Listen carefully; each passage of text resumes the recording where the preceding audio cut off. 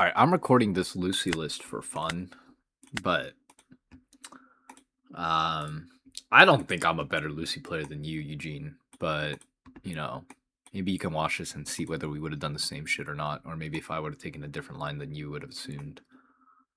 This is the list. It's like the Bartow build. I'm running 4 Bartow, 2 Cavendish. I saw a 3-3 list, but I think 4-2 is better, me personally.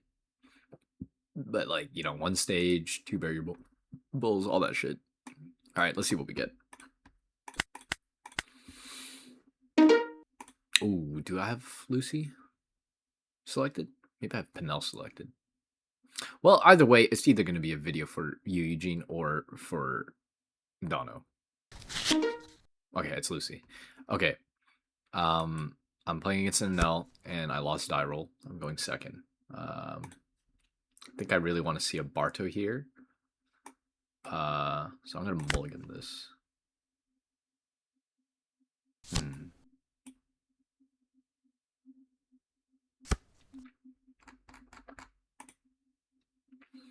Okay, so search the Lightning Dragon. This is pretty shit. Interesting.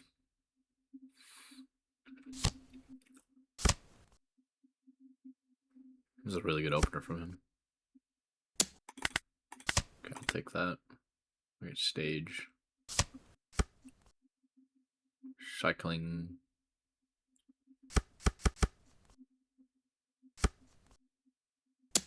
Damn, this feels awful, man. Holy shit.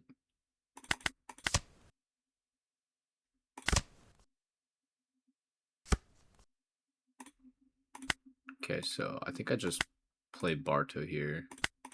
So we'll swing this into this to draw 2 cards. Leader effect to draw a card and swing 5 there. I think that's the right move. Swinging 5 there, right? Let me think. Yeah, I think I would swing 5 there no matter what, just because knowing that the Enel has the leader effect next turn to swing the Ohm, but he also wants to swing the Ohm to reduce this so that he can do his whole, like, you know, Mamaragan and all that.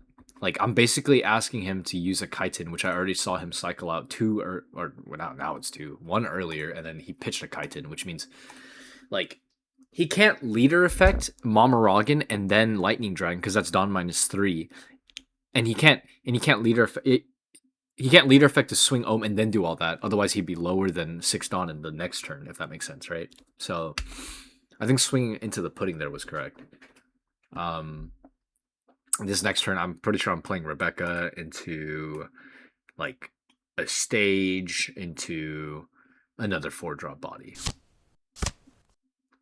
Rebecca hopefully picks up the 4-cost event or another Bartow. This one would counter 100%. I'll just give a Leo.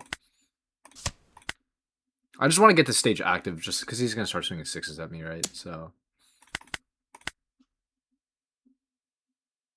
probably do Mamaragan, Lightning Dragon, all the shenanigans. I think it's fine.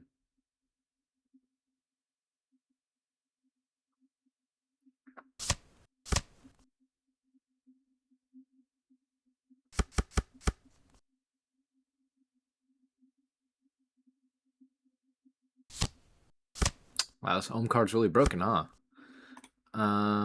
Okay, we'll see what we draw here. I have to pick up Sabo here, obviously. I'll just play stage. I'll have his play line for the next turn, but I think I just play out Cavendish here and then swing 5 at probably. I mean, the way I see it, like, these Ohms are going to get value anyways. I'm not going to spend my entire turn, like, clearing them. I think I just start hitting him, man. Shit looks awful. How do you play this matchup? Jesus fucking Christ.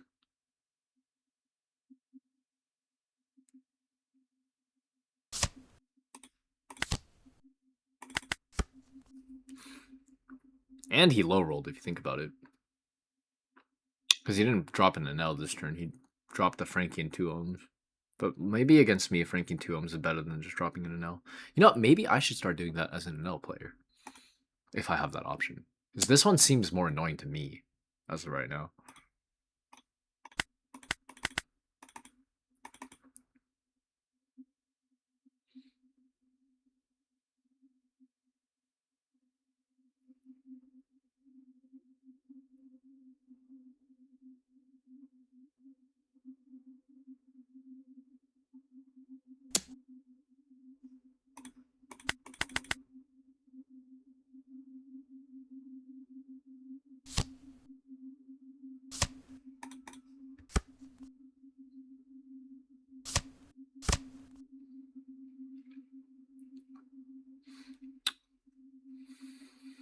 He can leader effect Elthor. He just Elthored at 4, not 5. Kill Rebecca. That's fine. If he swings 7 at me. That's so bad. This is so bad because I have to give him 2 cards here, I think.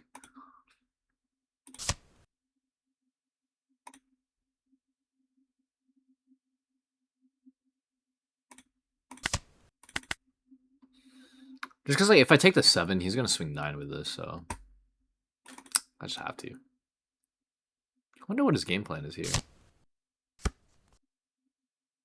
Another Elthor, maybe swing 2, reduce, and then Elthor. Okay, we can take this.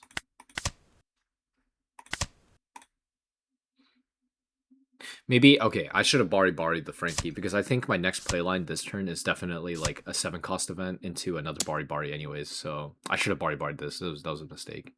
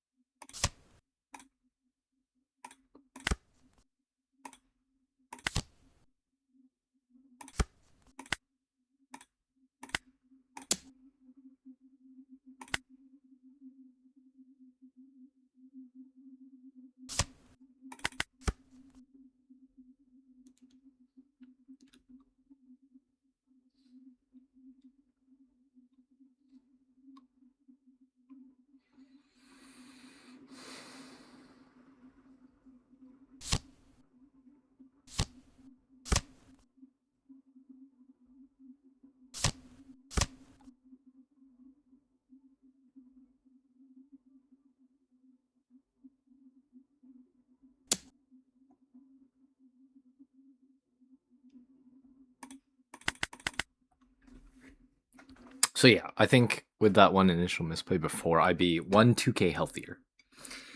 Which kind of sucks, honestly. Don't feel good to me. I wonder what he's thinking about doing with this. He's trying to clear it.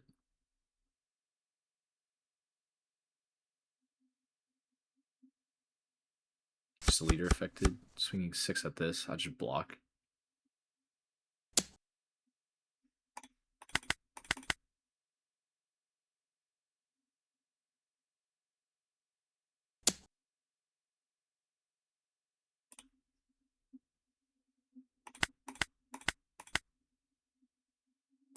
I can just pitch a Fire Fist. And he gives me a Lightning Dragon. I think I'm fine with that. I feel pretty good right now. Actually, this doesn't feel bad to me. Funnily enough, I mean, I block this 100% of the time.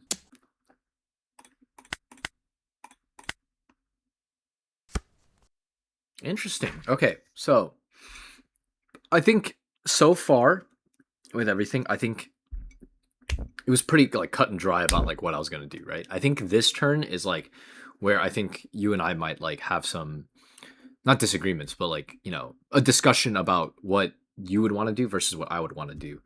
I think that there's a guaranteed line of like I can just Fire Fist the Reiju and then Fire Fist it again with a 2 cost event to KO it. That's -2, but I draw one, so it's -1 to get rid of a body of hers. I think that's not a bad play. There's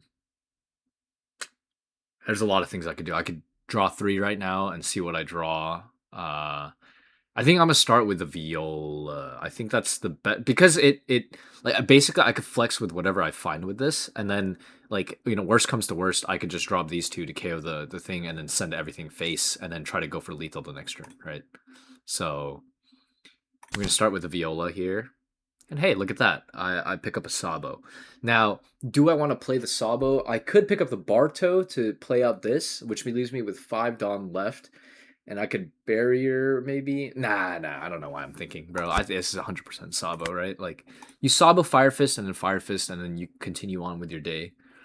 So I'm gonna Sabo, Fire Fist, minus on the Reiju. Oh, buff my leader, minus the Reiju. So, and then I'm not gonna KO it, and then I'm going to Fire Fist. We'll reduce this Ohm, and I'll KO this Reiju, and I'll use my Rebecca to swing into the Ohm.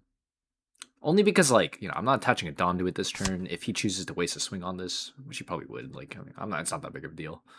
Let me start with a 6 at life. I forgot to draw a card. Okay, and then we'll do an 8 at life.